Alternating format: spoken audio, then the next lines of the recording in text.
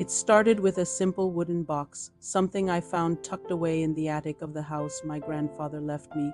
It wasn't fancy, just plain dark wood with a small tarnished brass latch. I almost threw it out with a pile of old newspapers and dusty relics from a life I barely knew, but something stopped me. Curiosity, I guess. Inside, nestled in faded velvet, was a single old-fashioned key and a folded piece of paper. The paper was brittle, the ink faded to a rusty brown. It was a letter dated 1948 from my grandfather to a woman named Elara.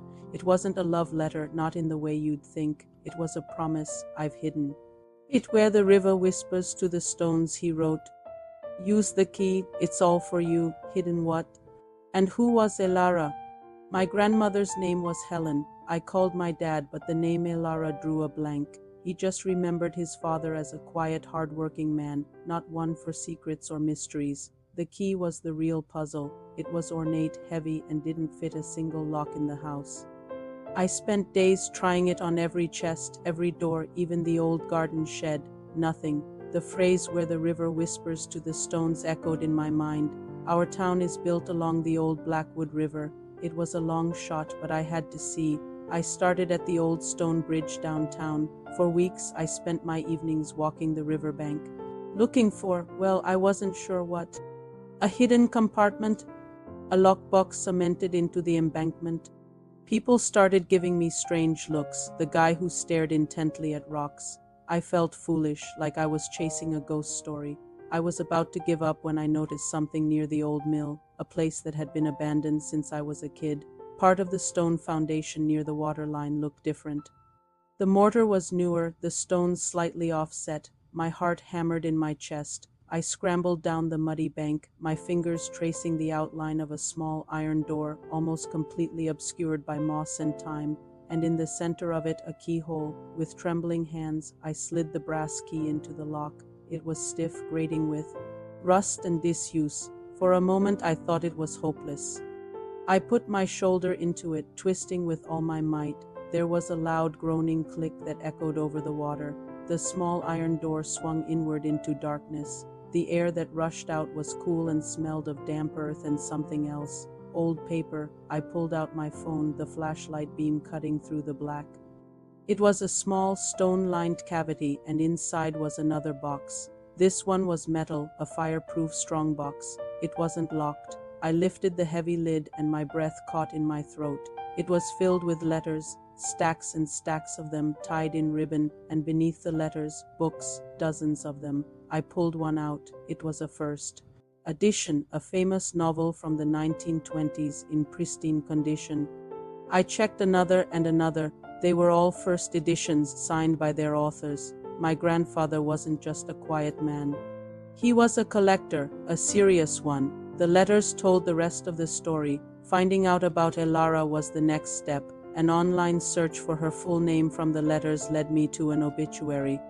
She had passed away 5 years ago at the age of 92. It felt like a dead end, a story with no final chapter. But the obituary mentioned a daughter, a woman named Sarah, who lived just 2 states over. I had this collection, this incredible legacy of friendship and dedication. It didn't feel right for it to just sit in my attic or get sold off to strangers. It wasn't mine. It belonged to Elara's memory, to her family. So I wrote a letter. I told Sarah the whole story about the box in the attic, the key, the hidden compartment by the river. I included photos of the books and a copy of one of my grandfather's letters. I didn't know if she'd even reply. Maybe she'd think I was a scammer, some lunatic. A week later, I got a phone call. It was Sarah. She was crying. She told me her mother, Elara, used to tell her stories about a boy who promised to find her father E's lost worlds. She'd always thought they were just fairy tales, a mother's fanciful stories. Last month, I drove a van packed with carefully wrapped books to Sarah's house. She was an older woman with her mother's kind eyes. When I opened the back of the van, she just stood there, speechless. We spent the whole afternoon unpacking the books. She'd pick one up, run her hand over the cover, and tell me a story her mother had told her about that specific book, about how much her grandfather had loved it. It was like watching pieces of a puzzle, separated, for over 70 years, finally clicked back into place. These weren't just books. They were memories, a testament to a lifelong promise my grandfather had quietly kept. We found a letter he'd never sent, tucked into the final book he'd acquired. It simply said, "Elara, I hope these bring back the worlds you thought were lost. I never forgot." Sarah and I are now working with a local university to create a special collection in her parents' and my grandfather's names. The story wasn't about the monetary value of the books. It was about a promise kept across a lifetime, a secret friendship that, even after everyone was gone, finally found its voice. And it all started with a simple wooden box I almost threw away. So next time you're in an old attic, maybe look a little closer. You never know what stories are waiting to be found. Thanks for watching.